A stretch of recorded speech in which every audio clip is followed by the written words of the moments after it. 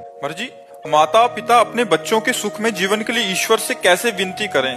तो माता पिता को यदि अपने बच्चों का कल्याण और मंगल चाहिए तो उनको बचपन से भगवान नाम जपने की प्रेरणा करें, उनको भगवान के पावन चरित्र सुनाएं और सिद्धांत की बातें बतावें, जिससे आध्यात्मिक होकर आधुनिक विद्या का अध्ययन करते हुए संसार में एक आध्यात्मिक पुरुष बने। बिना अध्यात्म के जीवन बेकार है। अब जिसके जीवन में अध्यात्म नहीं, वो मरा हुआ जीवन है। मनमानी आचरण करके केवल वो दुख भोगेगा। जहाँ अध्यात्म है तहाँ डर है कि हमको ये काम नहीं करना चाहिए, ये गलत है और ये सही है, ऐसा निर्णय करने की बुद्धि होती है। और जिसकी ऐसा निर्णय करने की बुद्धि नहीं तो पशु है।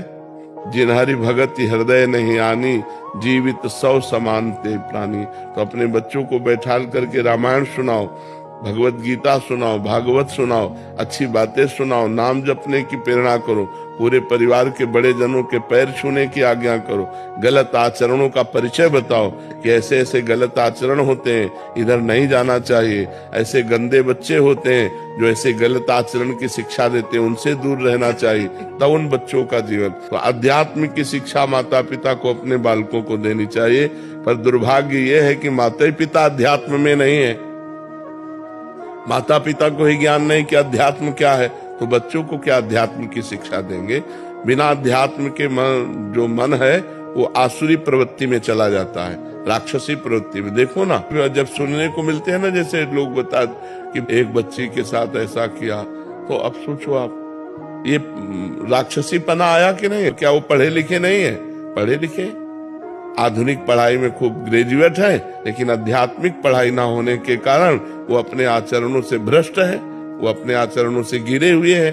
तो हमें लगता है बच्चों की उन्नति के लिए बाल्यावस्था से आध्यात्मिक भी उनको ज्ञान कराना चाहिए, जिससे उनका चरित्र पवित्र हो, जिनसे उनके आचरण अच्छे हों, जिनसे उनका बोलना व्यवहार बर्ताव अच्छा हो। आजकल बच्चे अपने माता पिता से ऐसे बात करते हैं जैसे नहीं करना चाहिए, असभ्य बातें करते हैं। तो ये पढ़ाई लिखाई का है?